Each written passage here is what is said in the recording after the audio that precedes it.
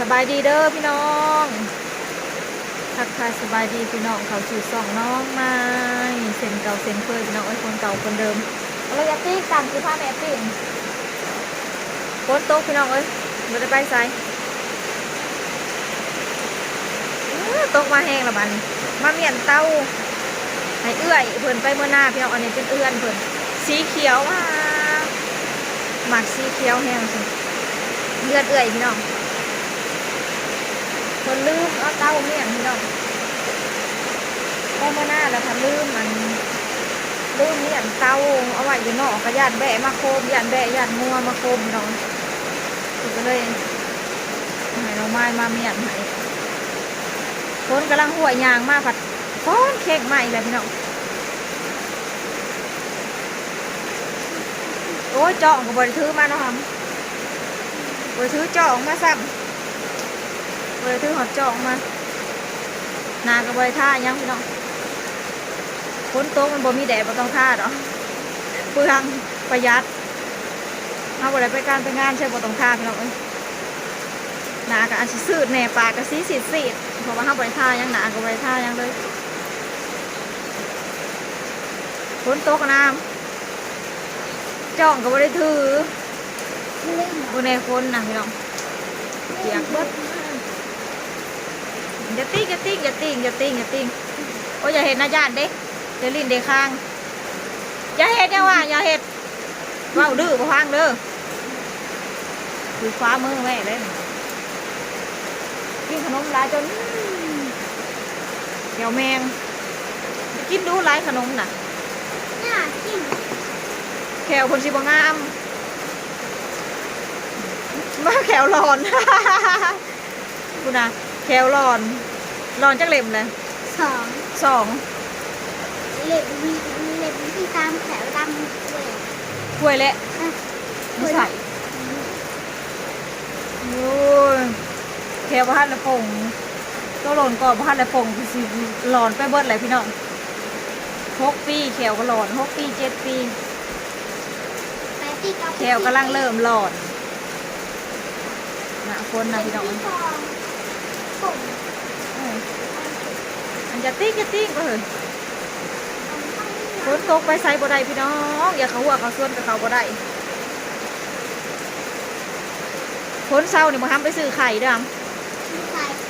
อาหารชาตู้เด้ไปซื้อไข่มาเห็ดเขาพัดกินมื้อแรงเนาะ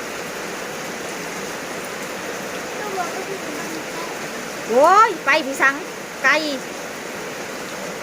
บ่มีรถขี่ไปพอห้ำเอารถเมื่อบ้านบ่มีรถขี่ไปทางกับเปื่อนสิไปยังน้อยยางไปซื้อไก่นี่นะฮะนั่นชาวตู้นี่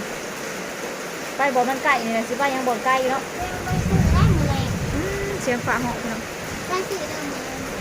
โอ้ยพ้นห่วยพ้นเศร้าก่อนนี่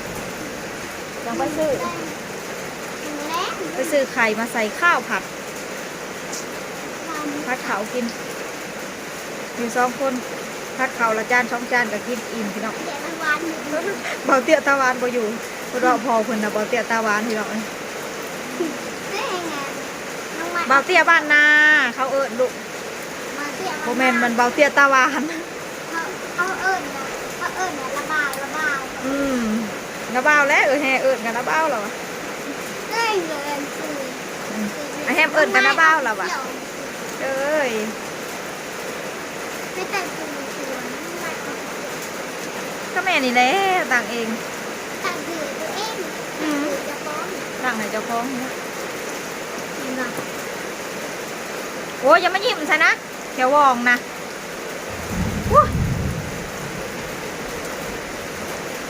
แขววองยังสิมายิ้มใส่หมูดูดีๆแน่ดื้อแล้วแม่บ่พัดเขาให้กินได้หมดเลยฝนตกมาดิพี่น้องตกเบิดมือเบิดเว้นเลยไปใส่ก็บ่ได้ไม่ใส่โลกค่ะเนี่ยบ่มีแน่หมอกลายไหว้เท้าเลยเนาะก็มีแหละผมหมอลูกไส้ว่าผมหมอก็มีร้ายใส่ลูกไส้ว่ายาสงสารมีเบิดมีเบิดเสียนยาวเสียนสันมีเบิดอย่าติ้งด้วยอย่าติ้งเลยที่ผ้าหมวยลง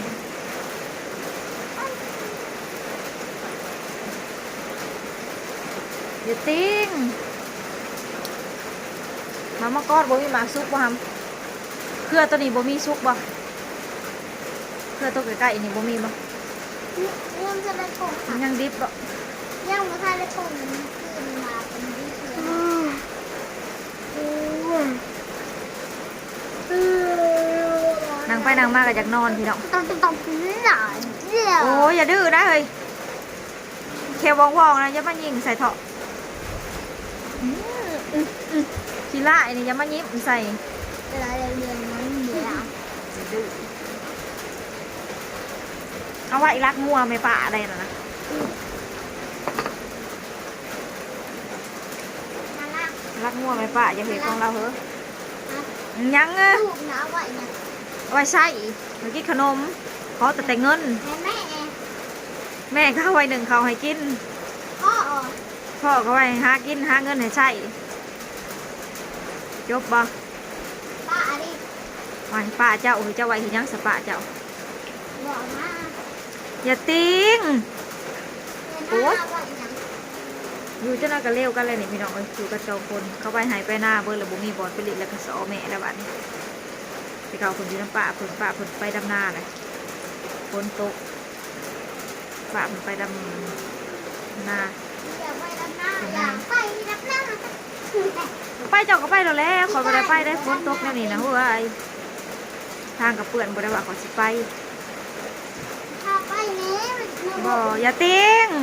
จะพูดเจ้า บ่ดื้อเด้อนี่บ่ได้พาไปเด้อไว้เว้ายากหลาย เจอติ้งก็ได้ติ้งก็ดี แล้วก็ตีหัวกันเลยนี่พี่น้อง คือกันด่ากันเลี้ยวกันเลยก็เลี้ยวกัน เร็วหั่นแหละเจ้าหน่อยไหลไปอยู่นำแม่ป้าอีกนะโคก็ได้ อย่าไปนะโอ้ มันฝนตกยังวะ อย่าพุ่งเจ้า มันทางเปื่อนไปยากสิไปยัง อย่าพุ่งเจ้าอ่ะเขาเดือดขนาดนี้เขา บ่ เดือด ได้เขาบ่ได้ไปนะ ก็ใหญ่ ทางเปื่อนปานนี่สิให้เขาไปลงขี้ต้มดำนาบ่ได้ จากดำนา เจ้าอยากไปเจ้าก็ไปโลดเจ้าอยากดำเจ้าก็ไปดำโลดเขาบ่ได้ไปดำน้ำเจ้าเด้อ ไปดำนา บ่ จ้า เขาไปดำนาหลายปีเลยมือเขาสิด เป็นไก่เป็นยังไงลูกจ้า ำบ่ลกแม่ก็ลกอยู่ข้างหน้าพี่แม่บ่ได้ลงให้หน้าเกิดก็บ่ได้ถอด เรื่องเรื่องก็เรื่องคือตายได้ยาที่ เจ้าคือบ่ไปนะป้าเสา บ้าบ้าอานอนา ๆก็นอนหน้าก็นอนน้ำเล่าเฮ้ยโรงเรียนก็บ่ได้เขาก็ไปนอนเลย เรียน